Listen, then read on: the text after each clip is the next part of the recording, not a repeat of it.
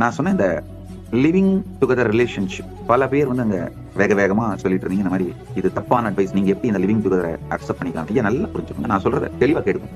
வேத பாரம்பரியம் அடிப்படையா என்ன சொல்லுதுன்னா, மனிதன் அடிப்படையா ஆனந்தமா நிம்மதியா நல்லபடியா உடலாலும் மனதாலும் உயிராலும் இனிமையா எக்ஸைட்டடா இன்ஸ்பயர்டா வாழணும். அதுக்குத்தான் நான் எல்லா அறிவுரைகளும் சொல்றேங்க. ஒன்னா வாழ்ந்து பார், ஒரு வருஷம் எப்படி உங்க 2 பேருக்கும் ஒத்து போகுதுன்னு பாருங்க. பெட்டர் அட்லீஸ்ட் லிவிங் டுகெதர்ல வாழ்ந்து பாத்தீங்கன்னா திருமணத்துக்கு முன்னாடியே புரிஞ்சிரும். என்ன பொறுத்த வரைக்கும் திருமணம் ஒண்ணு நடந்து பிரிந்தீர்களானால் வலி வந்து ரொம்ப அதிகமா இருக்கும், 90% இருக்கும்.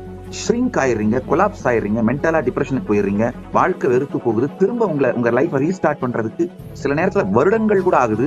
அப்படி இல்லாம லிவிங் டுகெதர்ல இருந்து பிரேக்கப் ஆகி போனீங்கன்னா, லிவிங் டுகெதர்ல இருந்து பிரேக்கப் ஆகி போகணும்னு நான் சொல்ல வரல, பிரேக்கப் ஆகி போனா வலி கொஞ்சம் கம்மி, 50% இருக்கும். வலி குறைந்த வழி ஓகே அப்படின்னு சொல்றேனே தவிர அதை நான் ஏற்றுக்கொள்ளவில்லை.